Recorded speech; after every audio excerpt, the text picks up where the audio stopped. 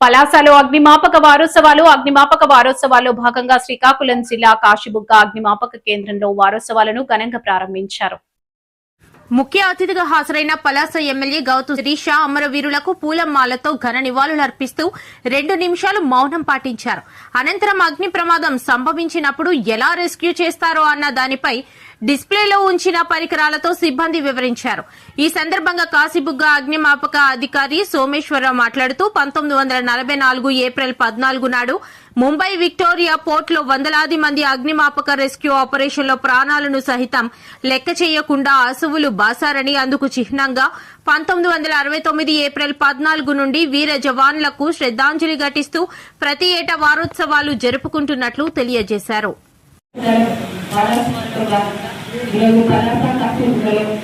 ఈ అవగాహన కార్యక్రమాన్ని చేసి మొదటి రోజు మమ్మల్ని ఇక్కడికి ఆహ్వానించిన డిపార్ట్మెంట్ వారికి, ఇక్కడికి నాతో పాటు తరలివచ్చిన పలాస కాశీబుగ్గ మున్సిపాలిటీలో ప్రముఖులకు, పత్రికా సోదరులకు ప్రతి ఒక్కరికి పేరు పేరున శుభాకాంక్షలు తెలుపుతున్నాను.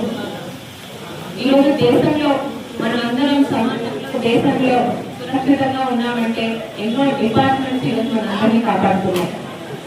దేశాన్ని దేశాల నుంచి కాపాడుకున్న నేవీ, ఎయిర్ ఫోర్స్, ఆర్మీ ఈరోజు ఎంత ముఖ్యమో, అలాగే సమాజంలో మనందరికీ కూడా పోలీస్ డిపార్ట్మెంట్ కానీ, ఫైర్ డిపార్ట్మెంట్ కానీ, వీళ్ళందరూ ఈరోజు మనల్ని రక్షణగా, కంటికి రెక్కగా కాపాడుతున్నందుకే మనం కానీ, మన కుటుంబాలు కానీ, ఇక్కడ ఉన్న వ్యవస్థలు కానీ, ఎడ్యుకేషన్ సిస్టమ్ కానీ ప్రతి ఒక్కరికి కూడా ఈరోజు సురక్షితంగా ఉన్నాము. వారి విధుల్లో చేరినప్పుడే కుటుంబాలకు కూడా వదిలివేసి ఈరోజు మన రక్షణకి వారు కట్టుబడి ఉన్నారు.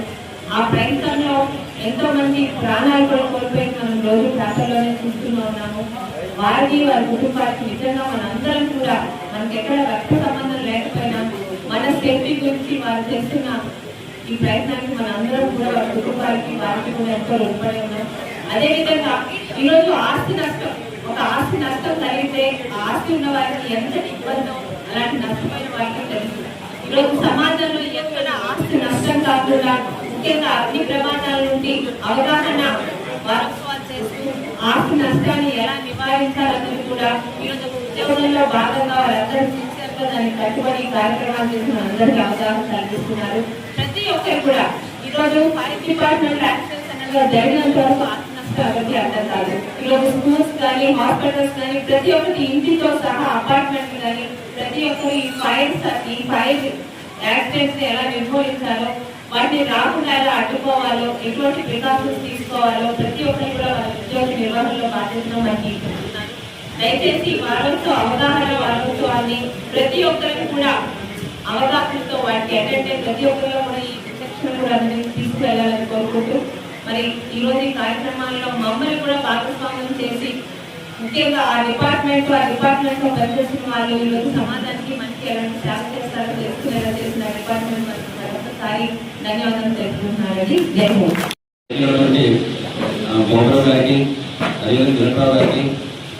శ్రీనివాసరావు గారికి, ఇక్కడికి వచ్చినటువంటి వేదిక ఉన్నటువంటి ప్రజలందరికీ ఆ యొక్క ఆహ్వానం తెలుపుతూ వాళ్ళందరికీ హృదయపూర్వక నమస్కారం తెలియజేస్తున్నాం.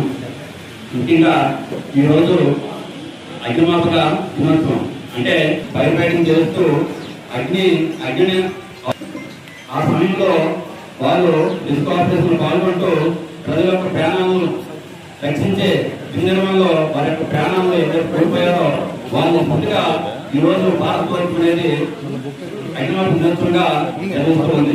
ఎందుకంటే ఇదే రోజున డాక్యార్డ్లో పోస్ట్ సైకింగ్ అనే ఒక వాటర్ అగ్ని ప్రమాదాలకు గురై అందుతున్నటువంటి ఎక్స్ప్లోజన్స్ కార్బన్ పేరుతో అన్లోడింగ్ కి ఉన్నటువంటి వాటర్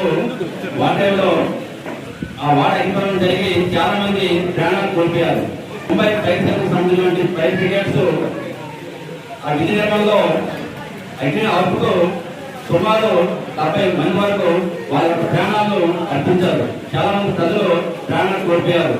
వారికి స్మృతిగా అంటే ఇదే రోజున అంటే ఏప్రిల్ 14న ఈ సంఘటన జరిగింది కాబట్టి భారత ప్రభుత్వం అప్పటి నుంచి వారిని స్మరించాలి అనే ఉద్దేశంతో ఈ ఏప్రిల్ 14న అగ్నిమాపక దినోత్సవంగా జరుపుకుంటున్నాం.